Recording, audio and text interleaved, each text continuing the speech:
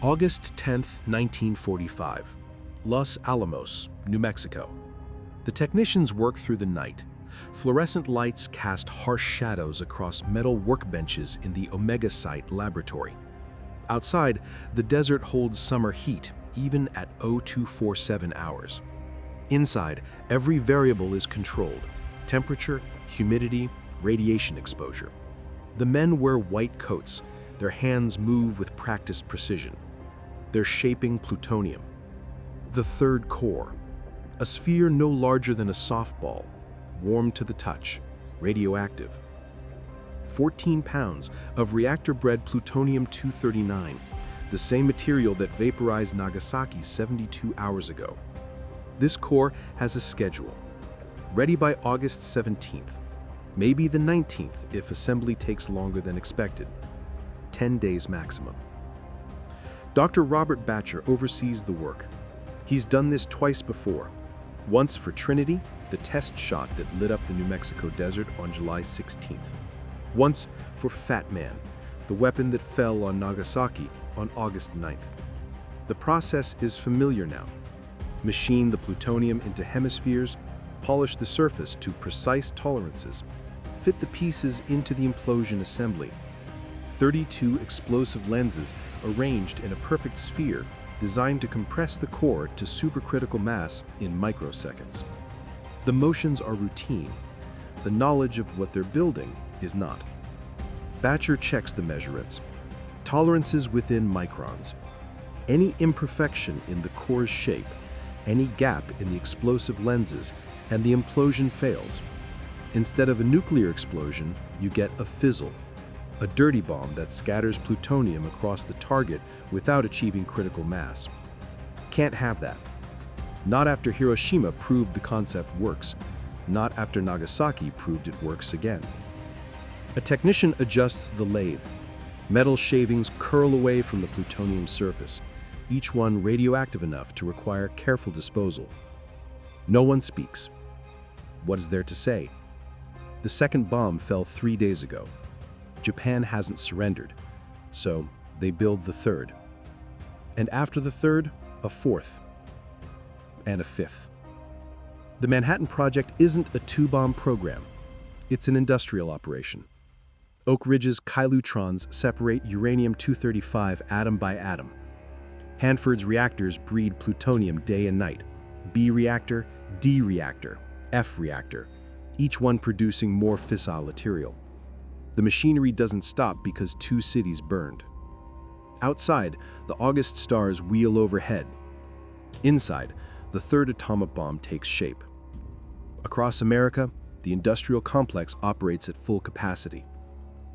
At Hanford, Washington, the 3 production reactors run continuously.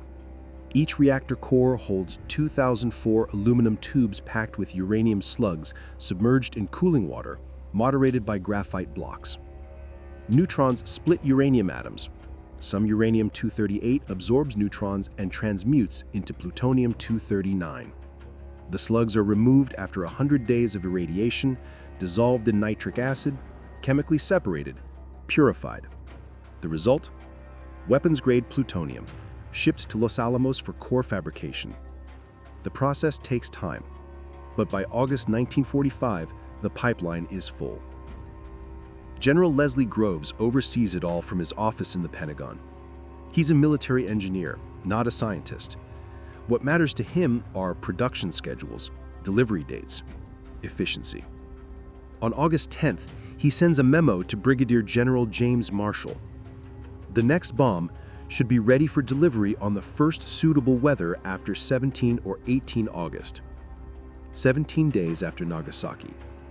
10 days from now. The memo contains a handwritten annotation added later by Marshall. It is not to be released over Japan without express authorization from the President. Someone, somewhere in the chain of command, is reconsidering the automatic nature of continued atomic bombing. But that reconsideration hasn't reached Los Alamos. The technicians keep working. Groves has already calculated future production. The third bomb by August 19th. After that, the rate accelerates. 2 to 3 more Fat Man bombs in September. 3 more in October. By November, possibly 1 bomb every few days, as the Hanford reactors hit peak output and assembly procedures become more refined. The original authorization from July 25th didn't specify a limit. General Carl Spaatz received orders to deliver atomic bombs on targets as soon as made ready by the project staff. Plural. As soon as made ready. No requirement for presidential approval for each subsequent strike. The machinery is in motion. On Tinian Island, the 509th Composite Group waits. Their B-29s sit in hard stands specially modified with reinforced fuselages and pneumatic bomb bay doors. The crews have flown the missions. Colonel Paul Tibbets piloted Enola Gay to Hiroshima. Major Charles Sweeney flew Boxcar to Nagasaki. They know the routine now. Briefing, bomb loading with hydraulic lift. The weapon weighs 10,000 pounds. Takeoff before dawn. Climb to 30,000 feet. Navigate 1,500 miles of Pacific. Japanese coast at sunrise. Target acquired through Norden bomb site. Release. 60 seconds of freefall. Banking turn to escape blast radius. Behind them, a city disappears. They've done it twice. They're prepared to do it again. The only question is where. Washington, D.C., the Pentagon, August 1945. The Target Committee did its work months ago. 3 meetings, April 27th, May 10th, May 28th. Military strategists, Manhattan Project scientists, intelligence analysts. Their task: select Japanese cities for atomic destruction. The criteria were specific. Targets needed strategic importance: military headquarters, industrial centers, transportation hubs. They needed to be relatively undamaged by previous bombing, so the atomic weapon's unique power would be unmistakable against intact structures. They needed populations large enough that massive casualties would shock Japan's leadership into surrender. The original list: Kyoto, Hiroshima, Kokuda Arsenal, Niigata. Kyoto topped it. Ancient capital. Cultural heart of Japan. Population over 1 million. Massive college population, precision machinery industries. The Target Committee's first choice, but Secretary of War Henry Stimson intervened personally. He'd visited Kyoto decades before, understood its cultural significance. Destroying such a city would poison post-war relations, make reconciliation impossible. On May 30th, Stimson removed Kyoto from the target list over military objections. Nagasaki replaced it. Hiroshima fell on August 6th. The uranium gun assembly bomb, Little Boy, detonated at 1,968 feet above the city center. Yield approximately 15 kilotons. Immediate deaths estimated at 70,000 to 80,000, rising to 140,000 by year's end from radiation and injuries. Kokuda was the primary target for the second mission on August 9th, but clouds obscured the city. Boxcar diverted to secondary target Nagasaki. The plutonium implosion bomb, Fat Man, detonated at 1,650 feet above the Urakami Valley. Yield approximately 21 kilotons. Immediate deaths estimated at 40,000, rising to 70,000 by year's end. Now, on August 10th, 2 cities from the original list remain: Kokuda and Niigata. But the strategic situation is evolving. 2 atomic bombs haven't forced surrender. The Soviet Union invaded Manchuria on August 9th, 1.5 million troops crushing Japanese forces with terrifying speed. Japan's Supreme Council remains deadlocked between peace and continued resistance. Military planners expand the target list. Tokyo itself. Not just another industrial city. The capital, the imperial palace where Hirohito resides. Government ministries directing the war effort. Supreme Military Command. Bombing Tokyo with an atomic weapon would send an unmistakable message: nowhere is safe. Not even the sacred person of the emperor can be protected. Tokyo has already been devastated by conventional bombing. On the night of March 9-10, 1945, 334 B-29s dropped incendiary bombs across the city's eastern districts. Firestorm. Winds reaching 100 miles per hour. Canals boiled. Over 100,000 dead, more than Hiroshima. But large areas remain intact. Government district, military headquarters, palace grounds. An atomic bomb on Tokyo would finish what the firebombs started. Evidence from military discussions suggests Tokyo is emerging as the preferred target for the third bomb. Not confirmed in orders, but implicit in strategic logic. President Truman knows the implications. He's read casualty estimates for an invasion of Japan, Operation Downfall, scheduled to begin November 1st. Projections range from hundreds of thousands to over 1 million Allied casualties. Japanese casualties could reach tens of millions. Compared to that arithmetic, atomic bombing seems almost merciful. But mercy isn't the word for what's being planned. Systematic, methodical, industrial-scale destruction until surrender becomes inevitable. The target list keeps growing because Japan hasn't quit. Tokyo, August 10, 1945. Underground. Emperor Hirohito sits in the Imperial Palace's air raid shelter. The chamber is concrete, reinforced, claustrophobic. Electric lights flicker. Outside, Tokyo is ash and rubble from months of B-29 raids. Down here, 6 men argue in circles. The Supreme Council for the direction of the war. Deadlocked. Again. 3 want surrender with one condition: preserve the imperial system. Foreign Minister Shigenori Togo, Navy Minister Mitsumasa Yonai, Prime Minister Kantaro Suzuki. They've read intelligence reports. Hiroshima destroyed. Nagasaki destroyed.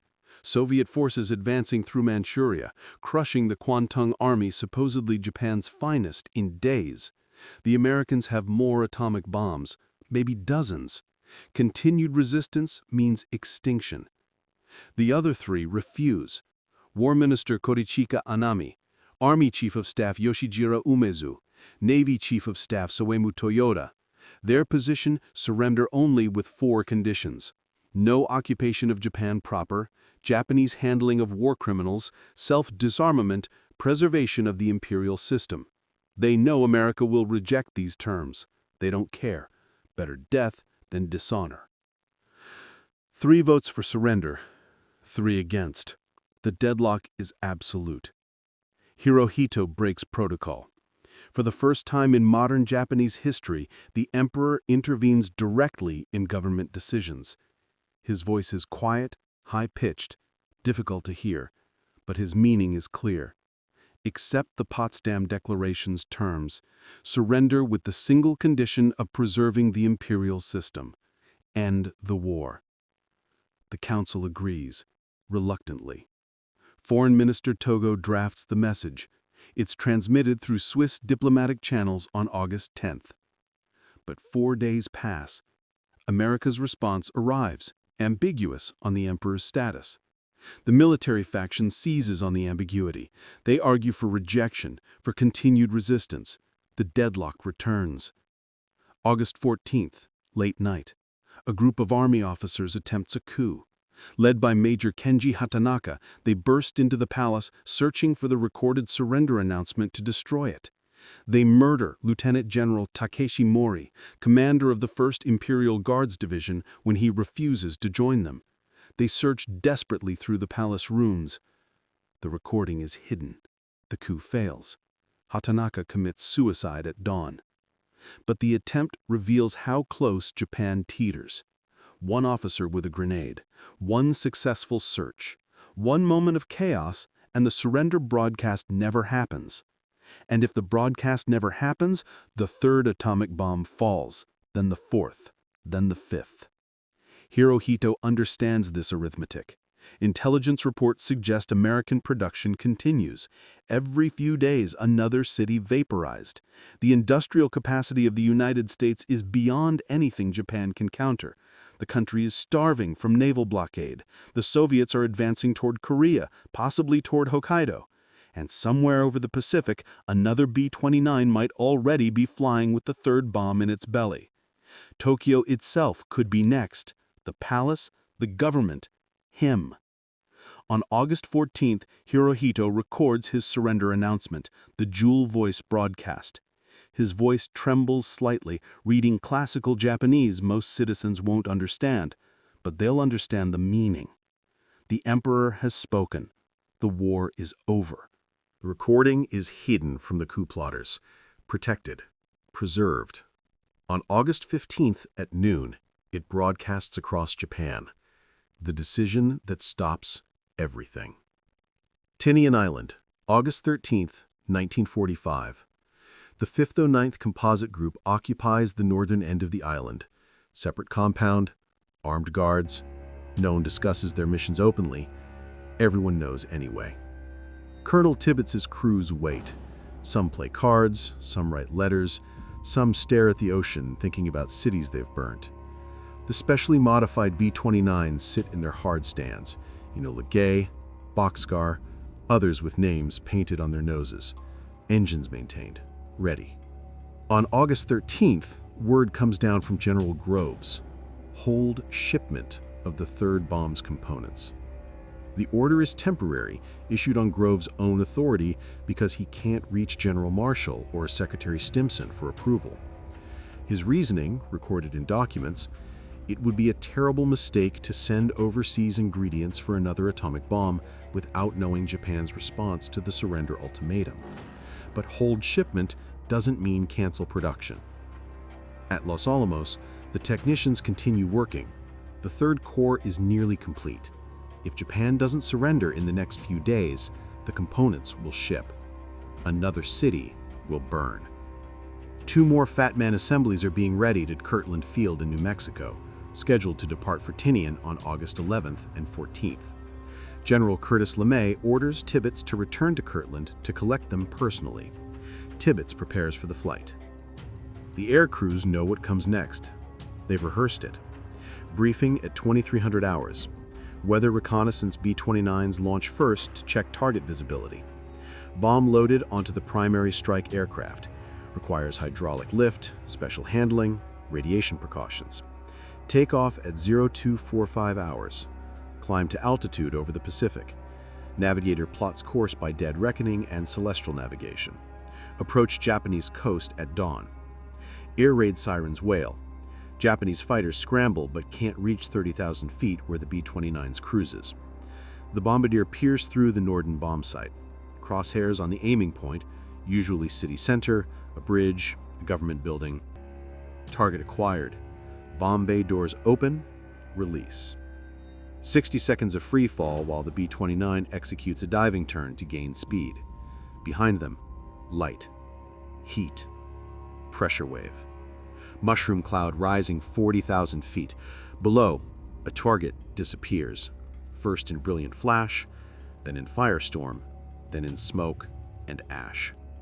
They've done it twice. The routine is established. Tokyo, Yokohama, Osaka. The list of potential targets is long. The bombs will keep coming as long as Japan refuses to quit. But time is running out. Not for America, for Japan. On Tinian, the crews wait for the order. It's coming. Must be coming. Japan hasn't surrendered. The war continues. Therefore, another mission. The logic is inexorable. Until August 15th at noon, when everything stops. August 15th, 1945, noon. Tokyo. Across Japan, radios crackle to life. Citizens stop in streets. Workers pause at factory benches. Soldiers stand at attention. They've never heard this voice before, high-pitched, speaking in classical Japanese that many struggle to follow. But they know who it is. The Emperor. The enemy has begun to employ a new and most cruel bomb, the power of which to do damage is indeed incalculable, taking the toll of many innocent lives. Hirohito's voice trembles. He's reading from a script recorded the previous night, hidden from coup plotters who searched desperately to destroy it. Now it broadcasts across the nation and the world. Should we continue to fight, it would not only result in an ultimate collapse and obliteration of the Japanese nation, but also it would lead to the total extinction of human civilization. The words are formal, indirect, but the meaning is clear. Surrender. At Los Alamos, technicians receive word while assembling the third core. The plutonium sphere sits on the workbench, nearly complete, hemispheres machined, explosive lenses prepared, Fat Man casing manufactured. Dr. Botcher issues the order. Halt assembly. The core will not be completed for combat use. Not today, not ever. On Tinian, Colonel Tibbets gathers his crews. The third atomic strike is cancelled. Stand down. The war is ending. In Washington, President Truman reads the announcement with visible relief. He'd been briefed on production schedules. He knew Tokyo was under consideration for the next strike. Now that decision doesn't have to be made. The terrible arithmetic of atomic warfare, how many cities, how many bombs, how many dead before surrender, has been answered at 2 instead of 10, or 20, or 50. Groves's order to hold shipment becomes permanent. The industrial machinery at Oak Ridge and Hanford will continue operating. The Cold War is beginning. But no third bomb will fall on Japan. The Third Corps' fate is sealed. Not for destruction of a city, but for testing. It will be designated Rufus, later nicknamed the Demon Corps, after it kills 2 scientists in criticality accidents, Harry Daghlian on August 21, 1945, and Louis Slotin on May 21, 1946. Finally, it will be detonated at Bikini Atoll during Operation Crossroads in July 1946. The plutonium sphere that was supposed to destroy Tokyo becomes a test subject instead. Japan's surrender came 10 days before the third bomb would be ready, 2 weeks before the fourth, 3 weeks before a sustained atomic bombing campaign hitting cities every few days through September. Hirohito's voice stopped it all. One broadcast, one decision, one moment when the alternative, extinction, became too clear to ignore. The third atomic bomb wasn't theoretical. It was material reality. 14 pounds of plutonium-239, bred in Hanford's reactors, shipped to Los Alamos, machined into hemispheres with tolerances measured in microns. 32 explosive lenses, each one shaped from composition B and barytol, tested and retested to ensure perfect simultaneity of detonation. A Fat Man ballistic casing manufactured to house the implosion assembly. Electronic firing circuits. Radar altimeters. Everything ready except final assembly. Scheduled completion August 17th to 19th, 1945. And after the third bomb, more would follow. The Manhattan Project's industrial infrastructure wasn't designed for 2 weapons. It was designed for sustained production. Grove's projections were clear. 2 to 3 Fat Man bombs in September, 3 more in October, accelerating to 7 or more per month by December, as design improvements and manufacturing efficiencies took effect. Oak Ridge's Calatrons could produce enough uranium-235 for additional Little Boy gun assembly bombs, although not until late fall. But Hanford's plutonium reactors operated continuously. Reactor-grade plutonium became the primary weapon material because production could be accelerated indefinitely. Add more reactors, run existing ones at higher power, improve chemical separation efficiency. The atomic bomb had transitioned from scientific achievement to industrial product in less than 3 years. That transition defined everything that followed. Tokyo was the likely target for the third strike. Not confirmed in surviving orders, but emerging from strategic logic documented in Target Committee discussions. After destroying industrial cities, the next escalation would be striking Japan's political and symbolic heart, the Imperial Palace, government ministries, Supreme Command headquarters. An atomic bomb on Tokyo would have killed hundreds of thousands, possibly including Emperor Hirohito himself. Without the emperor's authority to legitimize surrender and occupation, post-war Japan might have fragmented. Regional warlords, continued resistance, Soviet occupation of Hokkaido and northern Honshu, a divided nation like Germany and Korea. The entire post-war order in Asia hinged on those 10 days between Nagasaki and the third bomb's scheduled completion. Japan surrendered on August 15th. The Third Corps was never combat ready. But everything else, the production facilities, the bomb designs, the delivery systems, the targeting doctrine, became the foundation of America's Cold War nuclear arsenal. And the knowledge spread. Soviet spies had penetrated the Manhattan Project. Klaus Fuchs, David Greenglass, Theodore Hall, they passed secrets to Moscow.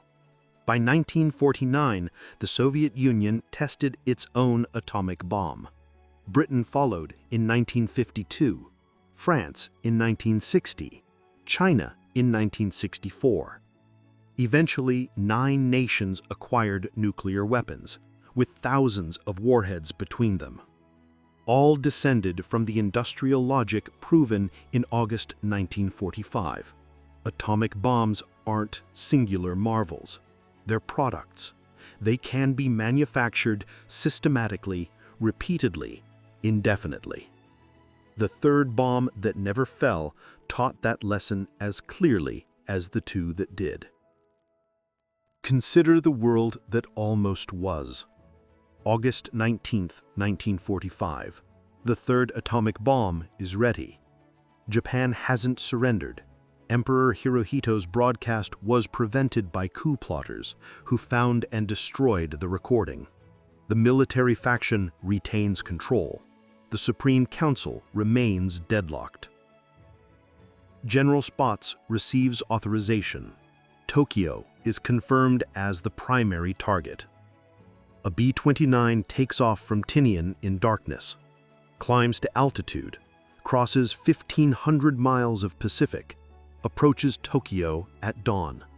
The bombardier acquires the aiming point, Imperial Palace grounds, government district, the symbolic and functional heart of Japan. Bomb bay doors open. Release. 60 seconds later, central Tokyo disappears. The Imperial Palace vaporizes. Hirohito dies instantly, along with 300,000 citizens. Government ministries collapse. Communication infrastructure destroyed. The chain of command fractures. Without the emperor's authority, Japan fragments. Some regions surrender to American forces. Others fight on. The Soviets advance into Hokkaido, claim the northern island. Civil war, starvation, continuing atomic bombings, the fourth bomb on August 23rd, the fifth on August 27th, more through September until there's nothing left to bomb. Operation Downfall proceeds in November. American forces invade Kyushu against fanatical resistance. Casualties exceed projections. The war drags into 1946. Atomic bombs are used tactically against troop concentrations, beaches, fortifications. Nuclear weapons become routine, normalized, just another tool of warfare. That timeline was possible, probable even. until Hirohito's voice broadcast on August 15th. The difference between our world and that one measured 10 days. 10 days between Nagasaki and the third bomb's scheduled completion. 10 days during which Japan's leadership chose surrender over extinction. But it was close. Closer than most people realize. The Third Corps existed. The production schedule was real. The target selection process was underway. Everything necessary for continued atomic bombing was in place: material, infrastructure, doctrine, political authorization. Japan's surrender didn't come because 2 bombs were enough. It came because Hirohito intervened, personally, twice, breaking centuries of imperial protocol. Without that intervention, the military faction would have continued resistance, and the atomic bombs would have kept falling. Hiroshima and Nagasaki are remembered because they were used. The third bomb is forgotten because it wasn't. But it was just as real, just as ready, just as deadly. The plutonium core that was supposed to incinerate Tokyo killed 2 scientists in laboratory accidents instead, then detonated underwater at Bikini Atoll, contributing data to nuclear weapons development that eventually produced arsenals capable of destroying civilization. The machinery didn't stop. It evolved, grew, metastasized into the Cold War nuclear complex. Tens of thousands of warheads, delivery systems spanning continents, targeting plans that assumed hundreds of millions dead in the first hour of war. All of it descended from the industrial logic proven in August 1945. The logic that the third atomic bomb represented: systematic, methodical, indefinite production of weapons capable of ending cities, nations, civilization itself. Japan's surrender came 10 days too late to prevent Hiroshima and Nagasaki, but it came 10 days early enough to prevent the third bomb, and the fourth, and the fifth, and the sustained atomic bombing campaign that would have normalized nuclear warfare before the world understood what nuclear warfare meant.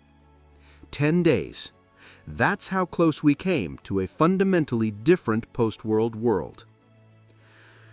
The Third Corps didn't vanish after Japan's surrender. It had a second life. At Los Alamos, the plutonium sphere was given a nickname: Rufus. Later, after what happened, people called it the Demon Corps. 14 pounds of plutonium-239. Spherical, warm to the touch, glowing faintly from its own radioactivity. Too valuable to waste, too dangerous to ignore. Scientists needed to understand criticality, the precise conditions under which plutonium sustains a chain reaction. The Third Corps became an experimental tool. August 21, 1945. Just 6 days after Japan's surrender, physicist Harry Daghlian works alone in the Omega Site laboratory late at night. He's stacking tungsten carbide bricks around the plutonium core, gradually reflecting neutrons back into the mass, bringing it closer to criticality. He's done this dozens of times, knows the limits, knows how many bricks he can add before the reaction becomes self-sustaining. He adds one too many. The core goes supercritical. Blue glow, Cherenkine radiation, searing heat. Daghlian's hand instinctively knocks the brick away, stopping the reaction. But the damage is done. Exposure to neutron radiation. Massive dose. Beyond anything survivable. He dies 25 days later. Radiation poisoning. The first peacetime casualty of the atomic age. May 21, 1946. Physicist Louis Slotin demonstrates criticality experiments to colleagues. He's using the same plutonium core, the third bomb's heart, with a different setup. 2 beryllium-coated hemispheres, one above and one below the core, held apart by a screwdriver. As the hemispheres come closer, Reflected neutrons push the core toward criticality. It's called tickling the dragon's tail. Slotin's screwdriver slips. The hemispheres close. The core goes supercritical. Blue flash. Heat. Slotin instinctively pulls the upper hemisphere away with his bare hands, stopping the reaction and saving his colleagues from lethal exposure. He dies 9 days later. Radiation poisoning. The Demon Core. 2 scientists dead. The same plutonium sphere that was supposed to destroy Tokyo claimed victims without ever being weaponized. July 1946. Operation Crossroads, Bikini Atoll. The third core is finally detonated not over a Japanese city, but underwater in a lagoon, part of tests to assess nuclear weapons effects on naval vessels. The explosion creates a column of water thousands of feet high, engulfs target ships in radioactive spray, contaminates the lagoon for generations. The plutonium that never burned Tokyo disperses into the Pacific instead. The third atomic bomb story is about proximity, how close the world came to a sustained nuclear bombing campaign, how close Japan came to extinction, how close the post-war order came to unraveling. 10 days between Nagasaki and the third bomb's scheduled completion. 10 days during which Japan's leadership chose surrender. 10 days that defined the shape of the nuclear age, not as something normalized and routine, but as something singular and terrifying. The third atomic bomb was real. The production capacity was real. The targeting was real. Everything necessary for continued atomic warfare existed in August 1945. Japan's surrender stopped it.